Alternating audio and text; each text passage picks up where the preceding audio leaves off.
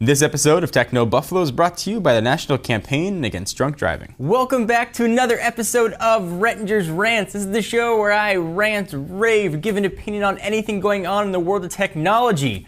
Up this week in my crosshairs, we've got the Samsung versus Apple court case.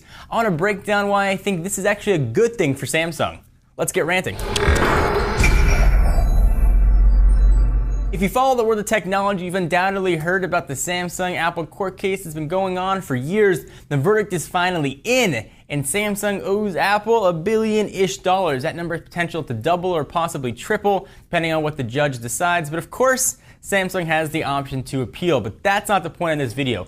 There's been a lot of editorials, videos, texts on why this is an absolute catastrophic blow for Samsung, for the Android community, and I've been contributing to that. I thought that if Apple won, it was a real shot to the consumers and that we were going to lose. But the more I thought about it, the more I read about it, the more I thought that actually this might be a good thing for Samsung. So hear me out.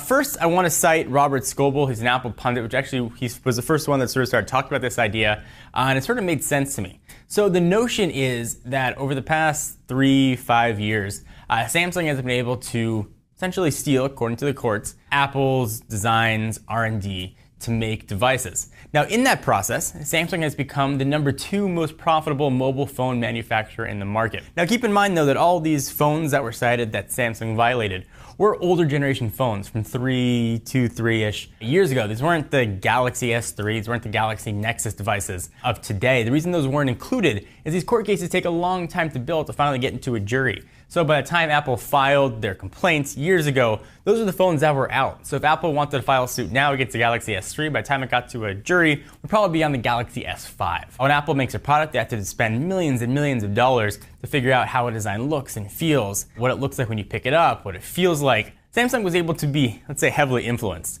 by that, without having to commit their own R&D dollars, at least to the same extent that Apple did. So they're able to save profit, or save money, obviously raise profit, and sell the phones at a lower price. And during all that time, again, they became the #2 most profitable mobile phone manufacturer, and all they had to pay essentially was $1 billion plus legal fees. Now, to put it in perspective, think about what Microsoft did with Skype a few years ago when they bought Skype for about $8 billion. And certainly it hasn't turned out the way they thought, at least yet, but Samsung was able to spend 1/8 of what Microsoft bought Skype for. It's able to become the second most profitable mobile phone manufacturer. That's a pretty big victory. They've certainly made more than billions. They've got billions in their war chest. Certainly it's going to hurt their bottom line, but it's not going to kill them at all.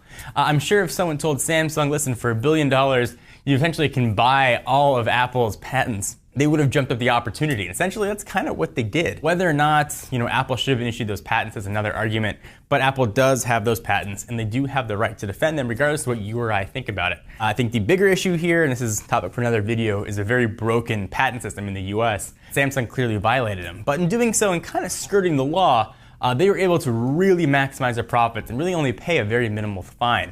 Now, $1 billion to you and me sounds like a gigantic number. In fact, I can't even count how many zeros. Well, no, I can't count how many zeros. Samsung now has certainly learned their lesson, at least presumably has learned that we won't see those patents be violated in the future, or perhaps we will. And every 3 years, Samsung will just pay Apple $1 billion and continue to make more money. What do you guys think? I'd love to hear your thoughts on it. So we get a ton of sponsors here on Techno Buffalo. This is a sponsor, though, with a really important message. I want to take a minute to thank the National Campaign Against Drunk Driving. You should never drive drunk. You should never drive tipsy. If there's a question whether or not you can drive or not, always err on the side of caution. If you drive drunk, quite frankly, you're an idiot.